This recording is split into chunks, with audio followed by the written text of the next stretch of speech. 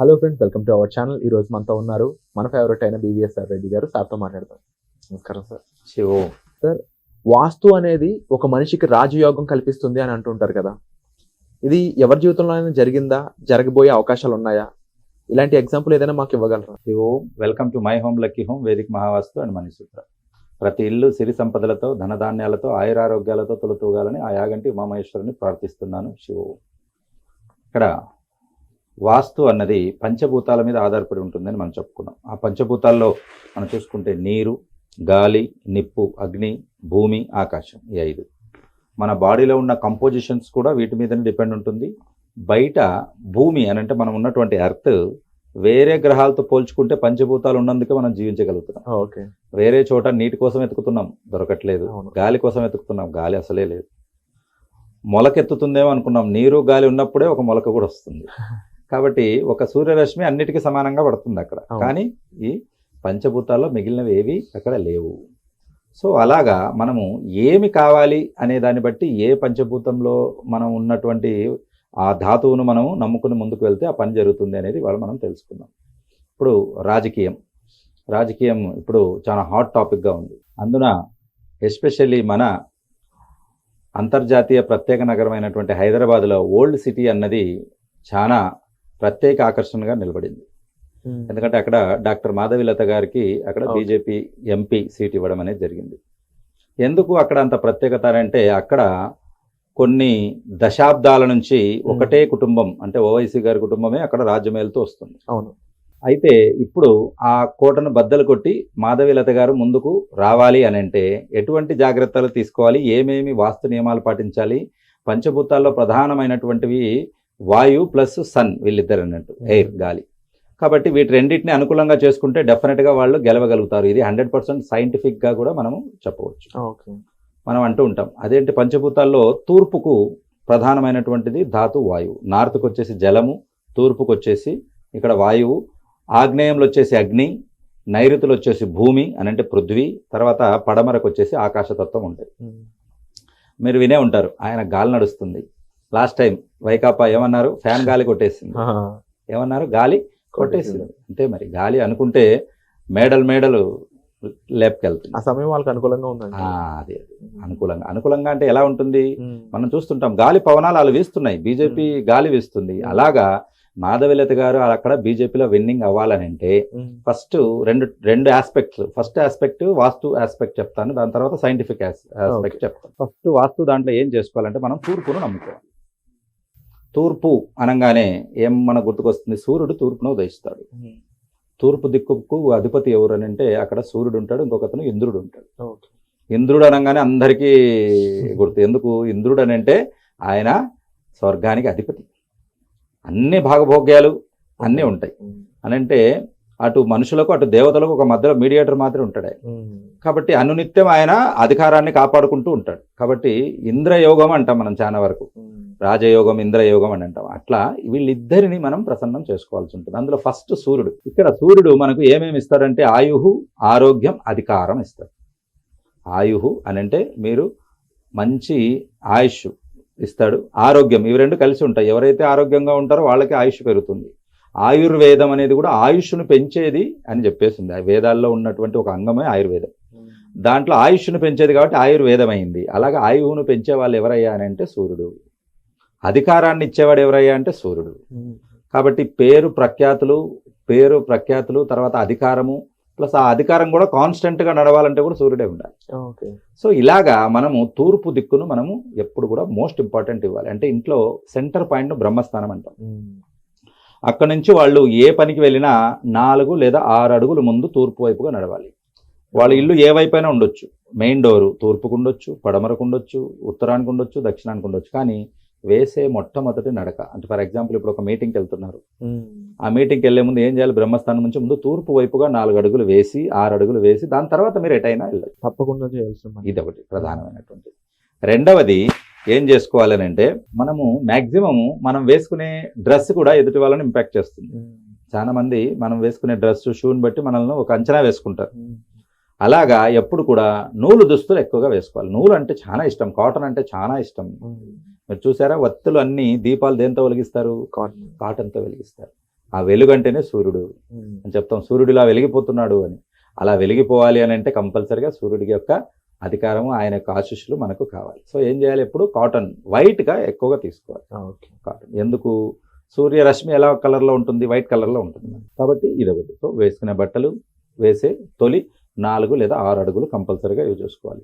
ఇక నెక్స్ట్ మనం చూసుకున్నట్లయితే సూర్యుడికి అర్ఘ్యం ఇవ్వాలి. అర్ఘ్యం అని అంటే తనకి కృతజ్ఞత చెప్పుకోవడం. చాలా మందికి ఇది ఓన్లీ బ్రాహ్మణులే చేస్తారు, ఇది ఓన్లీ శౌచం పాటించే వాళ్ళే చేస్తారు, లేదా పాండిత్యం తెలిసిన వాళ్ళు వేదాలు చదువుకున్న వాళ్ళే చేస్తారని మామూలు వాళ్ళు చేయకూడదనే అలాంటి తప్పుడు అభిప్రాయం ఉంది. కాదు, సాధారణ మనుషులు పుట్టినప్పటి నుంచి 5 ఏళ్ల తర్వాత అంటే తన నీట్నెస్ ఎవరైతే, శౌచం ఎవరైతే నేర్చుకుంటారో వాళ్ళందరూ కూడా చేయవచ్చు.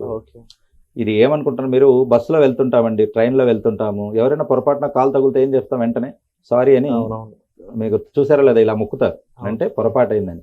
తెలియని మనిషి ఎవరో తెలియదు, ఆయనకి అంత కృతజ్ఞతగా మనం సారీ మనం చెప్పినప్పుడు అహర్నిశలు మనకు నిత్యము ఇంత వెలుగు ఇచ్చేవాడు. కరెంటు బిల్లు ఓన్లీ సాయంత్రం 6 నుంచి పొద్దున వరకు చేస్తేనే 10-20 వేలు కరెంటు బిల్లు వస్తుంది.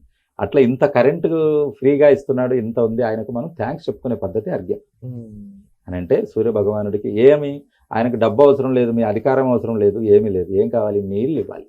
ఎందుకు, నిత్యం అగ్నిగోళంలో మండిపోతుంటాడు ఆయన, ఆయనకి ఏం కావాలి, వాటర్ కావాలి.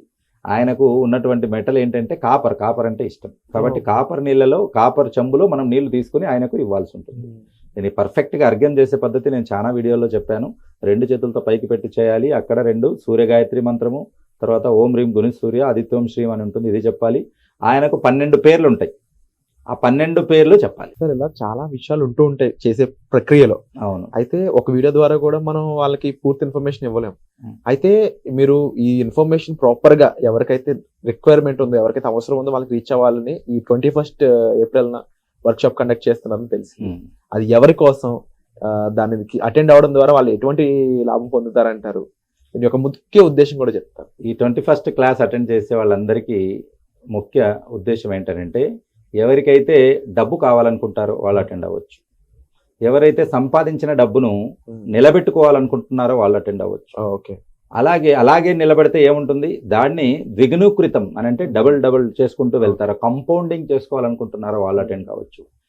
ఈ డబ్బును డబుల్ చేసే ప్రాసెస్లో ఏవైనా అబ్స్టకిల్స్ వస్తుంటాయి, ఆ అబ్స్టకిల్స్ వాస్తుది కావచ్చు, లేదా మీకు ఉన్నటువంటి పర్సనల్ ఇంపాక్ట్స్ కావచ్చు, వాటిని దూరం చేసుకోవాలనుకునే వాళ్ళు కూడా అటెండ్ కావచ్చు. సో మీరు ఇక్కడ విద్య, ఉద్యోగము, అధికారము, సంపాదన, ఆస్తులు, ఇవి ఏవి కావాలనుకున్నా కూడా మీకు అందులో సూత్రాలు అనేవి చెప్పడం జరుగుతుంది.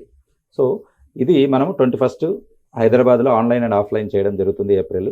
నెక్స్ట్ మంత్ అంటే తర్వాత విజయవాడ, వైజాగ్, తిరుపతిలో మనం చేయడం జరుగుతుంది. వివరాలకు కింద కనపడిన నంబర్లకు మీకు చూసుకోవచ్చు. సో ఇక్కడ మనము అర్ఘ్యం గురించి మనం మాట్లాడుకుంటాం. సూర్యుడికి జలం ఇవ్వడం ఏ టైంలో ఇవ్వాలి అనేది చాలా ఇంపార్టెంట్. సూర్యుడికి మీరు చూసారా, ఇప్పుడు భూమి పుట్టి కొన్ని కోట్ల సంవత్సరాలైనా కొన్ని సెకండ్ల తేడాతో కూడా సూర్యుడు లేటుగా రాడు, కరెక్ట్గా ఆయన టైంలో ఆయన వస్తాడు. దాన్ని బట్టి ఏమని నేర్పిస్తా అంటే డిసిప్లిన్. రాజకీయంగా ఎవరు ఎదగాలనుకున్నా వాళ్ళకి కావాల్సింది ఫస్ట్ డిసిప్లిన్. ఇది చంద్రబాబు గారిలో ఎక్కువ కనపడుతుంది. అని అంటే డిసిప్లిన్గా ఉండాలి. టైం అంటే టైం, కరెక్ట్ పర్ఫెక్ట్గా టైం మెయింటైన్ చేయాలి. అలా టైం మెయింటైన్ చేసిన వాళ్ళకి అధికారం త్వరలోనే వస్తుంది. మీరు బాగా గమనించండి, పంక్చువల్గా టైంగా డిసిప్లిన్ చేసిన వాళ్ళకి ఫాస్ట్గా ప్రమోషన్స్ వస్తాయి. అది నథింగ్ బట్ అధికారం. సో ఆ రకంగా అర్ఘ్యం ఇచ్చేటప్పుడు 12 పేర్లు చెప్పాలి, ఇవి 2 చూసుకోవాలి. వీటితో పాటు నెక్స్ట్ మనం చూసుకుంటే సూర్యుడి కంటే మనం ఈస్ట్ను మన గురించి మనం చెప్తున్నాం కదా, ఈస్ట్ యొక్క ధాతువు వాయువు అని చెప్పాం. కాబట్టి అలా వాళ్లకు వాయువు అనుకూలంగా రావాలి. జనాలు టాక్ అని అంటారు, గాలి వీస్తుంది అనేది ఎలా రావాలి, టాక్, మాట గురించి. అలా అనుకూల పవనాలు వీచాలి అని అంటే ఎక్కడి నుంచి వస్తుంది మనకు గాలి, చెట్ల నుంచి వస్తుంది. కాబట్టి చెట్టుకు నీరు పోయాలి. కాబట్టి తూర్పు యొక్క ధాతువు గాలి, మనకు ఆక్సిజన్ ఎక్కడి నుంచి వస్తుంది, చెట్లు ఇస్తున్నాయి. చెట్లు మనకు విషవాయువైన కార్బన్ డైఆక్సైడ్ తీసుకొని మంచి వాయువైన ఆక్సిజన్ ఇస్తున్నాయి. కాబట్టి వాటికి కృతజ్ఞతాపూర్వకంగా సూర్యుడికి జలం ఇచ్చేట్టు చెట్లకు నీరు పోయాలి. ఎరువు కూడా వేయచ్చు, పాసిబిలిటీ ఉంటాయి. నీరు చెట్టుకు పోయాలి. ఏ చెట్టుకు పోస్తే ఎక్కువ ఫలితం ఉంటుంది, వాటిలో కూడా తేడా ఉంటుంది అంటే అన్ని చెట్లకు పోయండి. కానీ ప్రత్యేకంగా టెంకాయ చెట్టుకు పోస్తే అది కల్పవృక్షం ఇంకా ఎక్కువగా ఉంటుంది. కాబట్టి టెంకాయ చెట్టుకు మీరు మామూలు నీరు పోస్తే వాటి స్వీట్ వాటర్ చేసేస్తుంది, టెంకాయ నీళ్ళని చేసేస్తుంది అని అంటే అది దాని యొక్క ప్రత్యేక గుణం. టెంకాయ చెట్టు ఎంగిలి ఫలం కాదు మిగతావాడు, అందుకే దాన్ని దైవ ఫలం, లక్ష్మీ ఫలం అంటాం. కాబట్టి అది పూజల్లో ఎక్కువగా మనం దేవుడికి టెంకాయ కొట్టడం, కలశంలో టెంకాయ ఎందుకు పెడతారని అంటే ఒక ఎంగిలితో తయారవ్వదు. అది మనం పండు తిన్న ఏదైతే టెంకాయ వస్తుందో కాయ పెట్టినప్పుడే చెట్టు వస్తుంది. అవును. మిగతావన్నీ మనం తిన్న తర్వాత ఉమ్మేస్తే వచ్చిన పళ్ళు. కాబట్టి వేరే వాటితో అది బెస్ట్ అన్నట్టు. సో చెట్లకు నీరు పోయాలి. ఇవి మన వాస్తుపరంగా మనము చేసుకోవాల్సినవి. వీటితో పాటు బయటికి వెళ్ళేటప్పుడు వాళ్ళు బొట్టు నాగసింధూరం అని ఉంటుంది, రైట్? నాగసింధూరం అంటే అరుణోదయం అంటాం చూడండి, రెడ్ కలర్గా మనం వచ్చినప్పుడు మెరూన్ అండ్ రెడ్ మిక్స్ అయి వస్తుంది వచ్చినప్పుడు. అలాంటి బొట్టు మనం పెట్టుకున్నట్లయితే జనాలు ఆకర్షితులు అవుతారు, సమ్మోహనం అవుతారు. మీరు ఒక మీటింగ్లో మాట్లాడేటప్పుడు చాలా మంది మీరు చూస్తుంటారు, రాజకీయ నాయకులందరూ ఒక బొట్టు పెడుతుంటారు, అది నాగసింధూరం. కాబట్టి అలాగా పెట్టుకొని చెప్పడం. సో ఇదంతా మనము వాస్తుకు సంబంధించి చూసుకున్నాం. సో తూర్పు వైపు మనం చూసుకుంటే పబ్లిక్ రిలేషన్స్ ఇస్తుంది, అంటే పబ్లిక్ రిలేషన్స్ బాగున్న వాళ్ళే రాజకీయంగా గెలవగలుగుతారు. తర్వాత ఇక్కడ మనం చూసుకుంటే మార్కెటింగ్ ఇస్తుంది, మీరు మంచిగా మార్కెటింగ్ చేసుకోగలిగితేనే మీరు గెలవగలుగుతారు, ఎమ్మెల్యేగా కానీ ఎంపీగా కానీ. నెక్స్ట్ మనం చూసుకుంటే ఇక్కడ కమ్యూనికేషన్స్, మీకు వాళ్ళకు ఒక గ్యాప్ రాకుండా కమ్యూనికేషన్స్ అంటే సంబంధ బాంధవ్యాలు అంటాం కదా. ఇప్పుడు మోదీ గారు ఎలా ప్రపంచం అంతటితో సంబంధాలు నేర్పుతున్నారు, ఎక్కడ యుద్ధం జరిగినా సైలెంట్గా ఉంటారు, అటు ఊరు ఇటు రైట్? యుద్ధము చేసే వాళ్ళకి వీళ్ళకి మందులు పంపిస్తారు, వాళ్ళకి ఏదైనా కావాలో అది ఇస్తారు, కానీ సపోర్టు ఎక్కడ చేయరు. మనము న్యూట్రల్, వసుదైక కుటుంబం సర్వే జన సుఖినో భవంతు అంటారు. ఇది వండర్ఫుల్ అన్నట్టు. అది ప్రపంచంలో ఏ కంట్రీకి అర్థం కాక వాళ్ళకు పిచ్చెక్కిపోతుంది ఏంది ఎలా ఉంది. కానీ మీకు తెలుస్తుందో లేదో, ఫ్యూచర్లో విశ్వగురువుగా ఇండియా ఎదగడానికి ఇది ఒక ప్రత్యేక కారణం అవుతుంది. ఇప్పుడు రష్యా ఉక్రెయిన్ రెండు కలిపి మనల్ని అక్కడ పంచాయతీ చేయడానికి రెడీగా ఉన్నాయంటే ఆ వార్ను న్యూట్రిఫై చేయడానికి. సో ఇలాంటి అధికారము రావడానికి కంపల్సరీగా ఇటువంటి మనం వాడుకోవాలి. కమ్యూనికేషన్ అనేది బాగా ఉండాలి అది. సో ఇవి వాస్తుకు సంబంధించింది. ఇంకా రెండవది మనం సైంటిఫిక్ ఇది అని అనుకున్నాం. ఇక ఇక్కడ మనం ఎవరిదైతే చెప్పాలనుకున్నాం, ఇక్కడ డాక్టర్ మాధవిలత గారు గెలవాలి అంటే బీజేపీ సీటు ఎంపీలో ఓల్డ్ సిటీలో రావాలని అంటే ఇంపాసిబుల్ అని అనుకుంటారు చాలా మంది, అన్ని రకాలు పెడతారు. కానీ ఇంపాసిబుల్ను పాసిబుల్ చేసేదే మన శాస్త్రం. అవును, ఎలా చేయొచ్చు? ఒక అనలైటిక్స్ తీసుకుందాం. అక్కడ ఉండే పర్సంటేజ్లో 55% పైగా హిందువులు ఉన్నారు, 42% పైగా ముస్లిమ్స్ ఉన్నారు. మరి వాళ్ళే ఎలా గెలవగలుగుతున్నారు? మిగతా అన్ని పర్సెంట్లో సిక్కులు, తర్వాత క్రిస్టియన్స్, జైన్స్ వాళ్ళందరూ ఉన్నారు. మెజారిటీ అయిన వాళ్ళ పోలరైజేషన్ లేనందుకు అక్కడ వీళ్ళు ఓడిపోతున్నారు. మరి అదే ముస్లిమ్స్ ఓట్లు చూసుకుంటే అక్కడ పోలరైజేషన్ ఉంది, ఆయన నయానో భయానో ప్రేమతోనో అభిమానంతోనో వాళ్ళందరూ ఏకగా, అక్కడ లేదు. కాబట్టి ఫస్ట్ ఏం చేయాలంటే పోలరైజేషన్ చేయాలి అని అంటే 10 ఓట్లు గుంపగుత్తగా ఒక చోట పడాలి, చీలిపోకూడదు. ఒక ఇంట్లో ఒక 10 మంది ఉన్నారు, 10 ఒకే చోట పడాలి. అదే అక్కడ వాళ్ళు ఫత్వా అనేది జారీ చేస్తాడు, బెదిరిస్తాడు, భయపెట్టవచ్చు, ఏమైనా చేయొచ్చు, కానీ గుంపగుత్తగా పడిపోతాయి.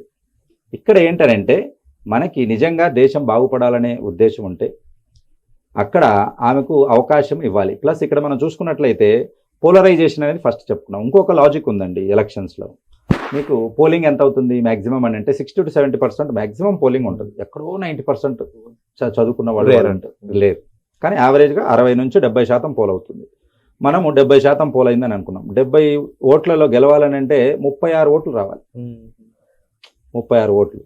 కానీ ఇక్కడ పర్సంటేజ్ ఎంత ఉన్నాం మనం? 53% ఉన్నాం. మనకు 53 ఓట్లు ఉన్నాయి 100లో. 53 ఓట్లలో 36 ఓట్లు తెచ్చుకోలేరా? ఈజీగా తెచ్చుకోవచ్చు. కాకపోతే ఆ 36 ఓట్స్ పోలరైజేషన్ అవ్వాలి. సూర్యుడి కిరణాలు మనం భూతద్దం పెడితే ఒకే చోట పడి నిప్పు రాజుకుంటుంది, దాంట్లోంచి అక్కడ అగ్ని పుడుతుంది. అదే కిరణాలు సపరేట్గా పడ్డాయనుకోండి ఏమీ కాదు, చెయ్యి ఏమీ అవ్వదు. అదే చెయ్యి మీరు భూతద్దం కింద పెట్టండి, సొర్రు మనకు కాలుతుంది. అలాగా పోలరైజేషన్ రావాలి అని అంటే అక్కడ దేశభక్తి అనేది ఫస్ట్ ఉండాలి. ప్లస్ ఇక్కడ ఈ పోలరైజేషన్లో ఓట్లు అనేది కరెక్ట్గా వాళ్ళు చేసుకోగలగాలి. కాబట్టి ఈ 36% అనేది చేసుకోవాలి. ఇంకొకటి ఏంటంటే వీటితో పాటు అంటే ఈ అనలైటిక్స్లో బూత్ క్యాంపెయినింగ్ ఉంటుంది. ఇది మెయిన్. చాలా వరకు బీజేపీ సక్సెస్ అయిన చోట అంతా బూత్ క్యాంపెయినింగ్ చేస్తుంది. అంటే ఒక బూత్ లిస్ట్ తీసుకొని అక్కడ లీడర్లు ఇంటింటికి వెళ్ళి పర్సనల్గా మాట్లాడతారు, వీధిలో వెళ్ళి చేయి చూపించుకుంటూ ఉంటారు. అలా పర్సనల్గా మాట్లాడి ఈ విషయం చెప్పారనుకోండి సరిపోతుంది. కాబట్టి ఇంకొక ఆస్పెక్ట్ ఏంది, ఇంతవరకు అక్కడ గెలవకపోవడానికి ఇంతమంది ఉన్నా వాళ్ళే ఎందుకు గెలుస్తున్నారు అంటే అపోజిషన్ వాళ్ళే అని అంటే అక్కడ హిందూ ఓట్లు ఎక్కడ చీలిపోతాయి? మన కాంగ్రెస్ నిలబెడుతుంది, బీఆర్ఎస్ నిలబెడుతుంది, బీజేపీ నిలబెడుతుంది, ఇంకా బీఎస్పీ, ఇంకా వేరే వేరే పార్టీలు ఉండగానే అన్నీ చీలిపోతాయి. అలా ఉండకూడదు.